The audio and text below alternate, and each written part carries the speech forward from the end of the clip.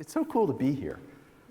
It's very Norman Rockwell. It's really lovely. So, when I was a young Air Force officer in the early 1980s, I was part of the wing commander's staff that helped take care of human problems. The things no one wants to say actually happened: substance abuse, discrimination, sexual harassment. I ran the outpatient drug and alcohol rehab program, but one of the first things I was called upon to do was to investigate a club outside the base in Blytheville, Arkansas, that was turning black service members away from joining. Now, even before I arrived in Arkansas, I had packed an envelope with postcards to pin to my office bulletin board, images of some of my favorite artists like Charles Birchfield and Jackson Pollock, plus some of my heroes like Martin Luther nailing the 95 Theses to Wittenberg Cathedral, and a postcard of his namesake, Martin Luther King Jr. And I had two other postcards, very un-Pollock-like. Mr. Rockwell's Freedom of Worship, which is around the corner, from '61, that's the year I was born, and The Problem We All Live With, from 1964. And so from these choices, you might get an idea of the guy standing before you now. I believe Mr. Rockwell's greatest work after the Four Freedoms are his paintings about the civil rights movement and his paintings from his trip to the Soviet Union. Plus, I really like his portraits of the presidents. They're so wonderful. Those are the works that I prefer because they resonate with my worldview as an American. The primary word that comes to my mind is dignity, followed by open-hearted empathy. We love Rockwell, I think, because he seems uncontroversial, or maybe non-controversial, but this was never true of his interactions with institutions like the Boy Scouts of America or even the Saturday Evening Post. We love him because he seems to invite us to stay in our childhoods. And that indeed may be true, but I think he invites us to remain childlike, never childish. Norman Rockwell was part of my life before I had consciousness of him. In addition to being a retired Air Force officer, an ordained Protestant clergy person, and a college lecturer in philosophy and religion, I'm an Eagle Scout. And speaking all of those identities in a row feels kind of creepy to me because, like Mr. Rockwell, I'm more complex than the image those institutional affiliations traditionally convey. In fact, I've always been a pain in their institutional rear ends because also like Mr. Rockwell, I deeply believe in the ideals they are supposed to embody, which they often do, and also many times do not.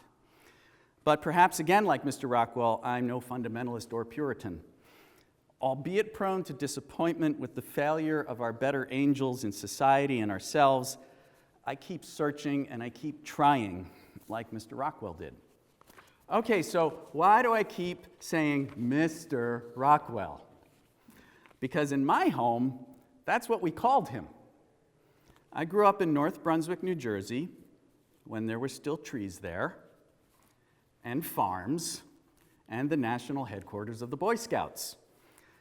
That's where my uncle, Joseph Csatari, worked in the art department, and through whom I modeled for Mr. Rockwell in 1971, maybe, and 1974, maybe. In the 1973 calendar painting, From Concord to Tranquility, I'm that cute little weeblo. And in Mr. Rockwell's final calendar painting from 1976, I'm a 14-year-old Boy Scout playing a drum. So these dates make me among Mr. Rockwell's final models. I'm 56. Now, apparently, there's some extended family controversy about these dates. My cousin Jeff just wrote an article, it was in the Saturday Evening Post, and so there's some debate about dates in there, whether who got them right. Oh, this is the final painting from 1976. I think we could pass that around then, sure, if you want to. And so my memories are kind of blended. Was it 2 trips with Uncle Joe or 3? How many and who were the other scouts with us? Did Mr. Rockwell mail that autograph card to me the year I modeled or the year after? Yes, one trip was definitely in the winter, I remember that, and another was in the summer. Because he had to work 2 years in advance of the calendar's publication, my uncle and Rockwell were always working into the future. So this is something that a 10-year-old really doesn't yet do, living into the future, and a 14-year-old is only beginning to imagine within himself. So that's why my memories are, shall I say, blended. On one trip, I recall stopping at a rest area on the Mass Pike in the Berkshires. Someone said something about bears, and these Jersey boys kind of got nervous. I recall eating dinner at the Red Lion Inn with the group of us. I was 10. I had never had trout before. It was on the menu. I whined to my father. I got it. When it arrived, it was as big as a whale to my eyes. I did not finish it. We were put up in the Red Lion Inn at least the first time, and that time I stayed in the room with my father. The second trip, or was it the third, I shared a room with Bobby Binns, the African-American scout in Rockwell's last calendar painting. Now, my hometown in New Jersey in the 1970s was still as white as the town I live in Vermont now. Unfortunately, my Boy Scout troop back then still didn't have any scouts of color. And I mention this because Mr. Rockwell's multiracial vision of America, whether apparent to most people or not, created for me that first step beyond the cultural strangeness of race by rooming with a Black American. And this subtly invoked my careers in the military, the church, and academia.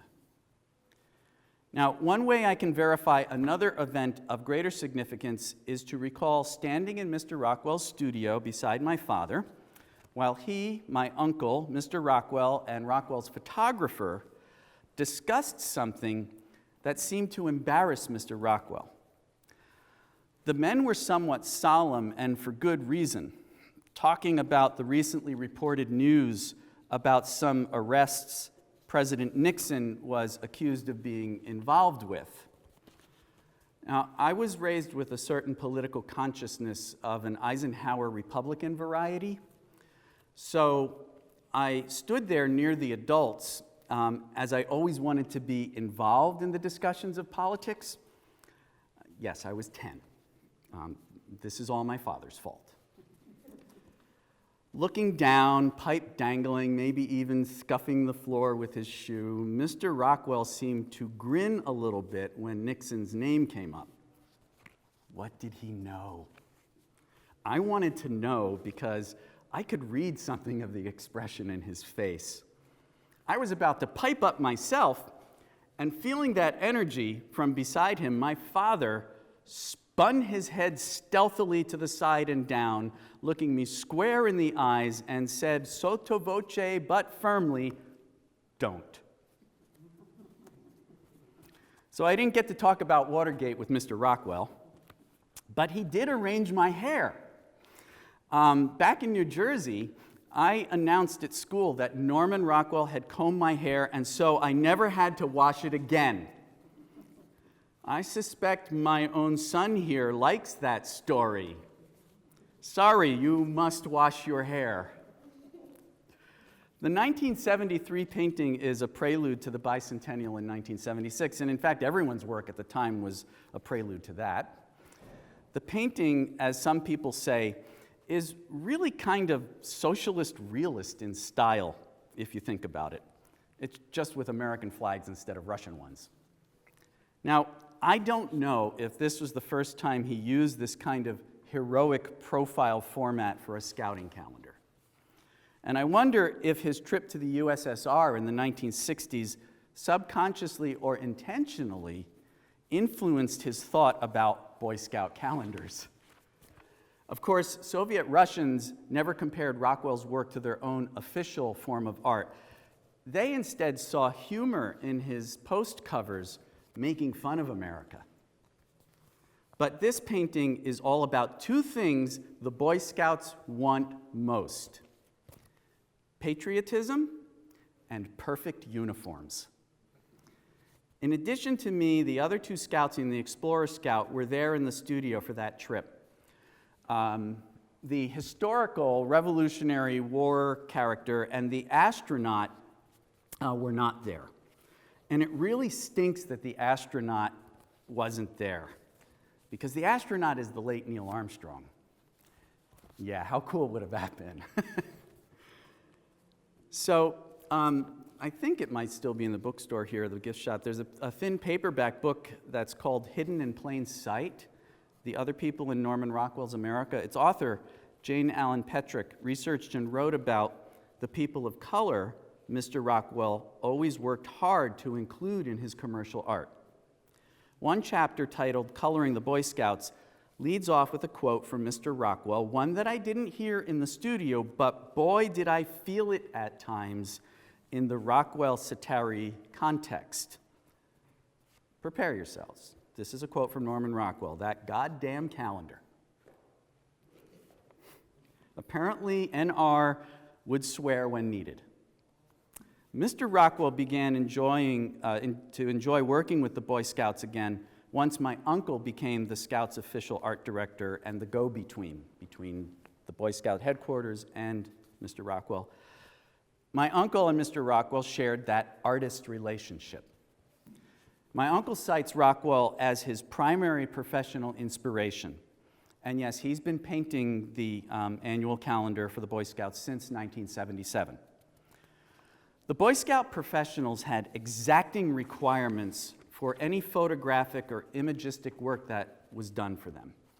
I remember modeling for their uniform catalog when I was about 12 or 13 back in New Jersey, and every photograph had to be 1,000% perfect.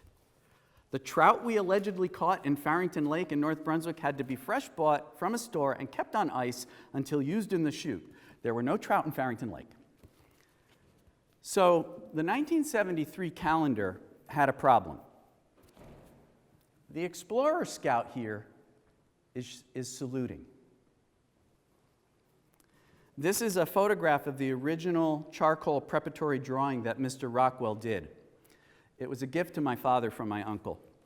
The Explorer is wearing his blazer, not his uniform shirt, so his hand should be over his heart, not saluting. Mr. Rockwell had already done the painting with the salute and had to go back and repaint the Explorer Scout's hand. I recall my uncle talking with my father one day at our home, shaking his head with that embarrassed smile that I've seen more often than not, as my father and he kvetched about what national, that's what we called the headquarters, the Boy Scout headquarters, had made Mr. Rockwell do. My father agreed with headquarters, though, because that was what was required for uniforms was simply a requirement. Being an old Navy man, it was just required. What my father didn't know was the long history of annoyance and nitpicking Mr. Rockwell endured with the Scouts. But endure he did, because the Boy Scouts paid better than the magazines. The second painting I'm in from 1976 was Mr. Rockwell's last. He was, of course, much feebler when I was in his studio that last time, but he was still full of enthusiasm for his work, even for this particular Boy Scout calendar. Now you can see from this photograph of me as a Weeblo that the marching with drums idea was being considered as far back as 1971 or 1972. But in 1974, it was definitely planned for the coinciding bicentennial year as a recapitulation of Archibald Willard's 1876 painting of the same name, the famous painting, The Spirit of 76. This photo that's going to go around shows that other compositions were considered. Fortunately, Mr. Rockwell went with a straight appropriation of the iconic work. I remember my cousin Jeff Csatari, who was along with his father for that trip. He had the critical task of holding a string tied to the top trailing corner of the flag so that it would fly as Jeff lounged in the loft of the Carriage House studio. Now, it was hot in the studio, and Jeff was sweating in the loft quite a bit. I am the determined Boy Scout looking forward with my drum, and those kinds of drums are really heavy. And my late father is the scoutmaster calling on those who want to join scouting to follow. At least that was the theme that I told the painting was supposed to suggest. And indeed, in that picture as it goes around, you can see that a briefcase in the photo was supposed to represent scouting leadership. Fortunately, again, they ditched the briefcase. When Mr. Rockwell died in 1977, that painting was technically unfinished.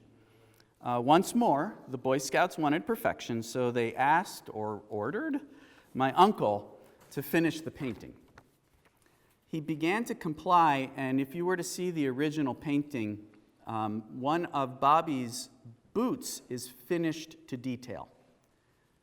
Having done that one boot, my uncle changed his mind and told the Scouts, no, that's the way Norman left it, that's the way it stays, use it or don't.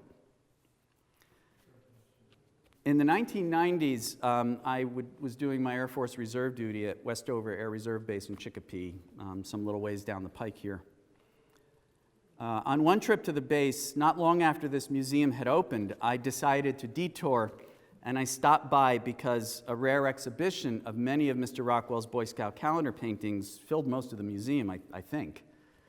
I had not seen the original of From Concord to Tranquility since the 1970s. And when I saw it on the wall under a spotlight, I was frankly rather moved to see my little self there again. I stood in front of it for much longer than the 15.8 seconds most people actually look at paintings in a museum. A gallery guard took notice, perhaps not without some reason, as the 1976 calendar painting had been stolen in the late 70s or early 80s and was not recovered by the FBI until 2001. They found it in Brazil. With his hands clasped behind his back and that particular fling of the gallery guard foot, he sidled up beside me silently. I was smiling, maybe somewhat melancholically, and looking at him, I said, "That's me. I'm the Weeblo." And to which he replied a little sardonically, "Yes, isn't it all of us?" Thank you.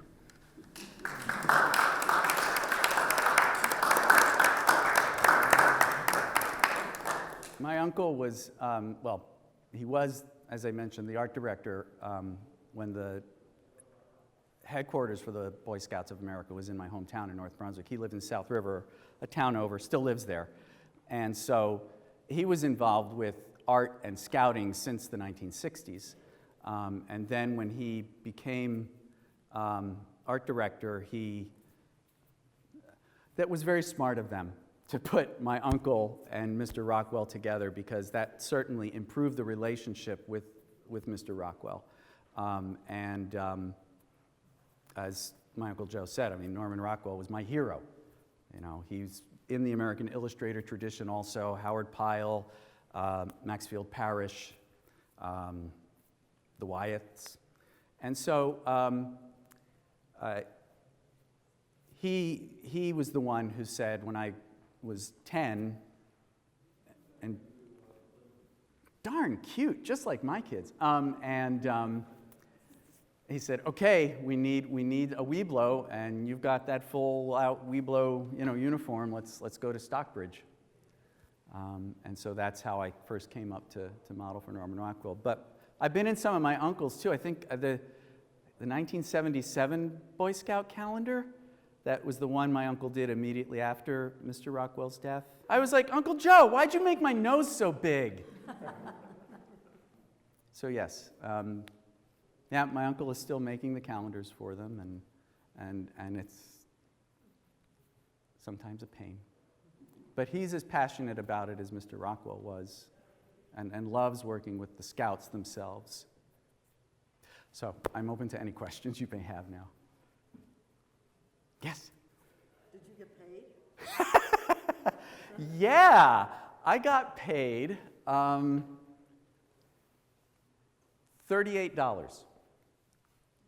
And so there was the check that, was written out by Norman Rockwell with that famous signature on it, right? Well, I deposited it. And I was like, years later, I was like, why did I do that? The signature's worth more than $38 now.